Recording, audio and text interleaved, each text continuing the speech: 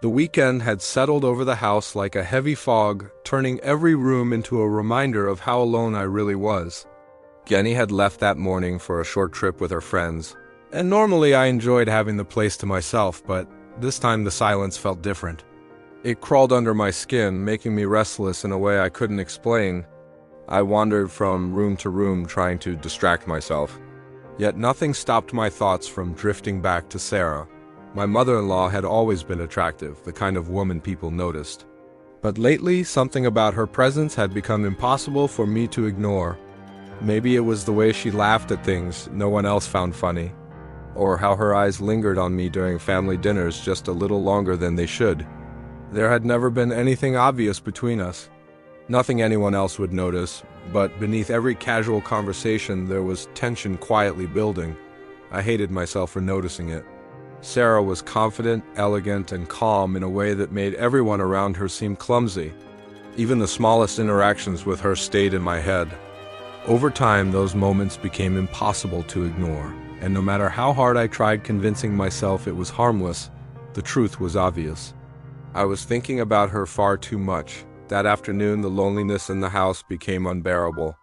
I grabbed my keys without fully thinking it through and headed out the door.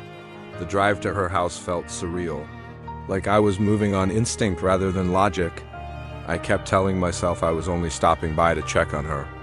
But deep down I knew that excuse meant nothing. I wanted to see her. I wanted to know if the tension I felt was real. The house was quiet when I stepped inside. I called her name once but heard no response. Then I noticed the faint sound of water. My pulse immediately quickened. I should have left right then. Any reasonable person would have turned around. But instead I slowly climbed the stairs, every step making my thoughts more reckless. The hallway smelled faintly of lavender, and steam drifted through the slightly open bathroom door. I stopped outside it, frozen between guilt and temptation. My hand hovered near the wood for several seconds before I finally knocked softly. Her voice answered from inside, calm and unhurried, asking who it was. The moment I said my name, there was a pause long enough to make me nervous. But when she finally spoke again, her tone carried something warm beneath it, something almost inviting. I told her I was just checking in, and she laughed quietly as though she already knew that wasn't the real reason I had come. The silence stretched between us again, before I asked if I could come in for a minute. Even as the words left my mouth, I expected her to refuse, but instead she simply told me to come inside. That single sentence felt like crossing a line neither of us could uncross. I opened the door slowly and stepped into the steamy bathroom, immediately overwhelmed by the heat and scent of lavender. Sarah reclined comfortably in the bathtub, her damp blonde hair resting against her shoulders, her green eyes lifting toward me, with a look that instantly made my pulse race. The warm lighting softened everything around her, making the entire moment feel unreal. For several seconds, neither of us spoke. I just stood there trying to steady my breathing while she watched me with an expression that seemed equal parts amusement and curiosity. Finally, she smiled faintly and asked if I was really there just to check on her. I tried to laugh it off, but my voice sounded weak even to me. She told me I could stay if I wanted company. And hearing those words made every ounce of restraint inside me start to crumble. I knew I should leave. Every rational thought screamed at me. Yet the tension between us felt impossible to escape. I moved closer to the tub, unable to look away from her eyes. The water shifted gently as she adjusted her position, and the intimacy of the moment made my heart pound even harder.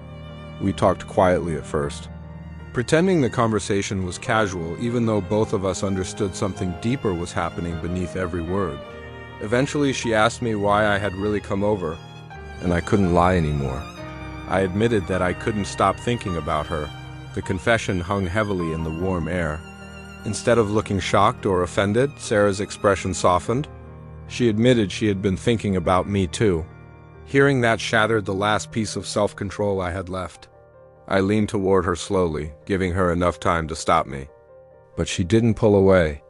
Our lips met in a soft, hesitant kiss that instantly changed everything between us.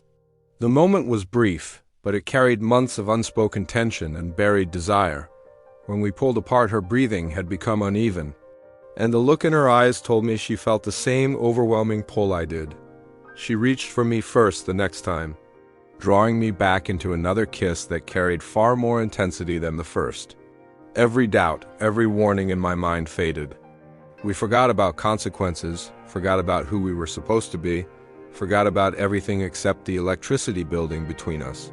The bathroom seemed smaller with every passing second, the steam wrapping around us while the outside world disappeared entirely. We stayed close together, talking in whispers between kisses, confessing feelings we both should have buried long ago. Sarah admitted she had noticed the tension growing between us for months and had tried ignoring it just as hard as I had. Hearing her say that made everything feel even more dangerous. There was comfort in knowing I hadn't imagined it, but there was also fear, because it meant neither of us could pretend innocence anymore. The guilt lingered in the back of my mind, especially whenever I thought about Jenny. Yet, even that wasn't enough to stop what was happening between us.